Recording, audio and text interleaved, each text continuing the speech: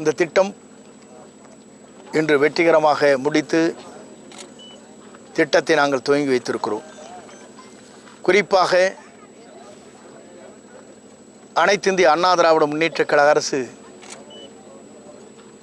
பொறுப்பிலே இருக்கின்ற போதுதான் தமிழ்நாட்டில் மின்வெட்டு வருகிற போது மின்வெட்டே இல்லாத தமிழகத்தை நான் உருவாக்கி காட்டுவேன் என்று மாண்பு அம்மா அவர்கள் முதலமைச்சராக இருந்த நேரத்தில்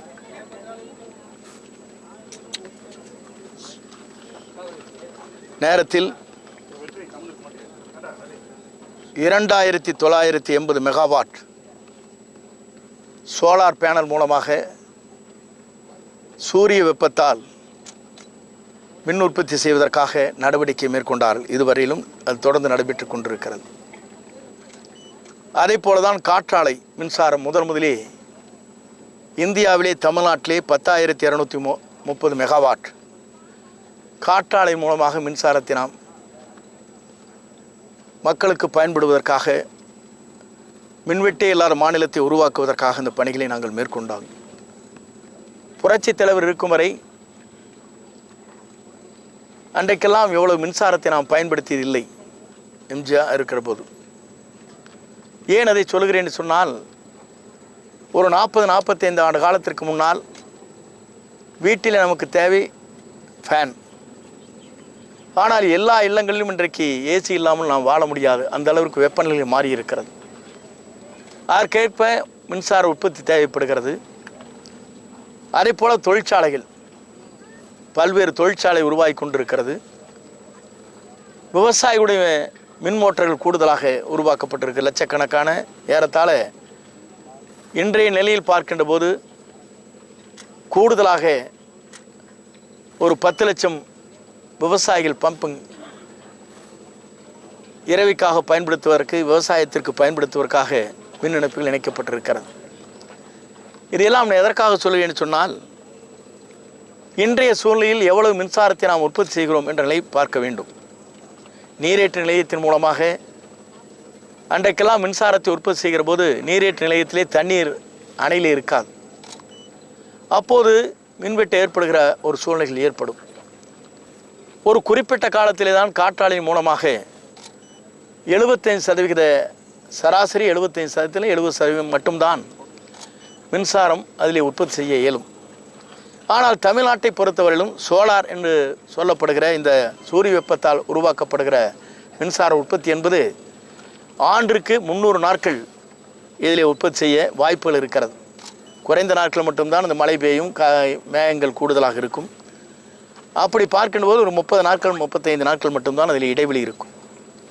அப்படி நாம் உற்பத்தி செய்கிற போது மின்சார தமிழகத்தை பொறுத்தவரையிலும் மின்வெட்டே இல்லாத மாநிலமாக தமிழகத்தை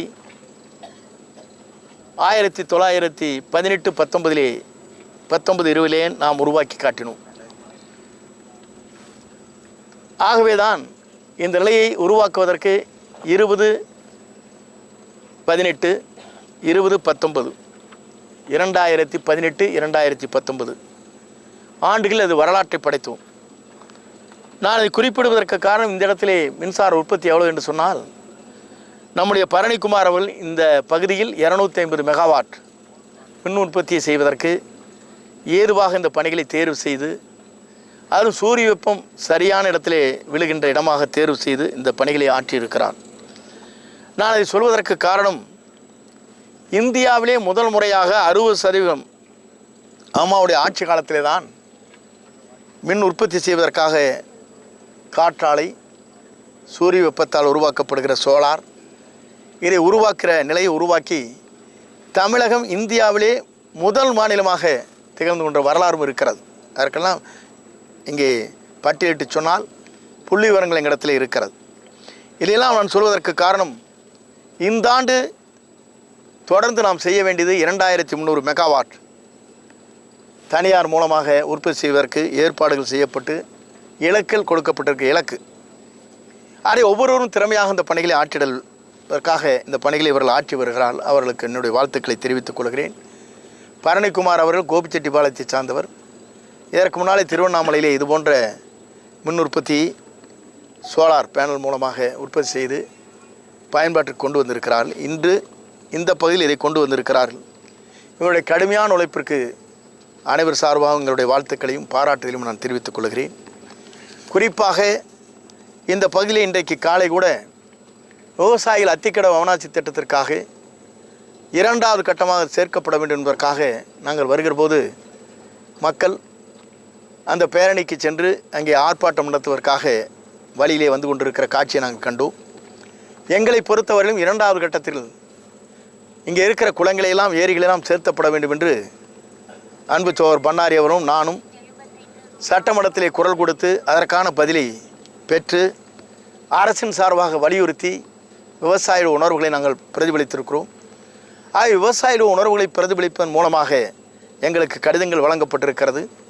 குறிப்பிட்ட ஏரிகள் 2வது கட்டத்தில் நாங்கள் சேர்த்துக் கொள்கிறோம் என்று அரசின் சார்பாக கோபிச்செட்டிப்பாளையம், பவானி சேகர் மற்றும் இருக்கின்ற பல்வேறு தொகுதிகளுக்கும் கடிதங்கள் வந்திருக்கிறது. அதே போல் மேட்டுப்பாளையம், அதே போல் இருக்கின்ற பகுதிகள் பெருந்துறை போன்ற பகுதிகளுக்கு எது விடுபட்டிருக்கிறோம் அந்த குளங்களெல்லாம் நாங்கள் சேர்த்துக்கிறோம் என்று இந்த 8 தொகுதிக்கும் அரசின் சார்பாக கடிதங்கள் வந்திருக்கிறது. எங்கே கடிதங்கள் என்று கேட்டால் இதை நாங்கள் ஒரு வார காலத்திற்கு முன்னாலே வாட்ஸ்அப் மூலமாக அரசின் சார்பாக வரப்பட்டிருக்கிற கடிதத்தை எல்லோருக்கும் அனுப்பியிருக்கிறோம், எந்தெந்த ஏரிகள் எந்தெந்த குளங்கள் என்பதை.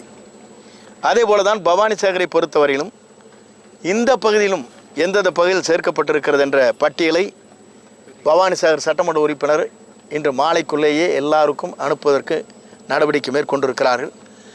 விவசாயிகள் அச்சப்பட தேவையில்லை. விவசாயியுடைய நலன் கருதி விவசாயிகளுக்காக வாழுகிற அனைத்து இந்திய அண்ணா திராவிட முன்னேற்றக் கழகம் என்றைக்கும் அவர்களுக்கு உறுதுணையாக நிற்கும். கண்ணீர் சிந்துகிற விவசாயியுடைய கண்ணீர் துடைக்கப்படும். வறட்சி பகுதியில் இருக்கிற விவசாயிகளை பசுமை பகுதியாக மாற்றுவதற்கு நாங்கள் அத்தனை பேரும் முனைந்து அந்த பணிகளை மேற்கொண்டு வருகிறோம் என்பதற்கு இதுதான் பட்டியல் என்பதை நான் மகிழ்ச்சியோடு தெரிவித்து, விவசாயிகள் போராடி கொண்டிருக்கிறார்கள், அவருடைய கண்ணீரை துடைக்கிற வேலைதான் அனைத்து இந்திய அண்ணா திராவிட முன்னேற்றக் கழகத்தில் எங்களை போன்றவருக்கு இருக்கிறது என்பதை சொல்லி, இந்த திட்டங்கள் அனைத்தும் இன்று 2வது கட்டத்தில் இணைக்கப்பட்டிருக்கிறது என்ற மகிழ்ச்சியான செய்தியை தெரிவித்துக் கொள்கிறேன். நன்றி, வணக்கம். இந்த பகுதி மக்கள் வந்து இவங்க தான் அணைக்கு நிலம் கொடுத்த விவசாயிகள் இவங்க எல்லாமே, அதனால் ஷிஃப்ட் பண்ணியிருக்காங்க. இவங்க என்னென்னா எங்களுக்கு தனியாக ஸ்பெசிஃபிக்காக ஸ்கீம் வேணும் அப்படின்னு சொல்லி கேட்டிருக்காங்க. எங்களை பொறுத்தவரையிலும் அத்திக்கடவு 2வது விரிவாக்க திட்டத்தை பற்றி தான் அங்கே சொன்னோம். இவர் கேட்கின்ற கோரி நியாயமான கோரிக்கை.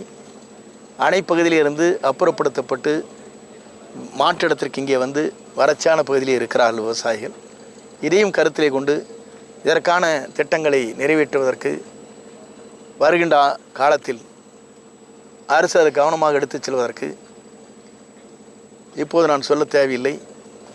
அடுத்து எங்களுடைய ஆட்சி மலர்கிற போது வெற்றிகரமாக முடிக்கப்படும் என்பதை மகிழ்ச்சியோடு நான் தெரிவித்துக் கொள்கிறேன்.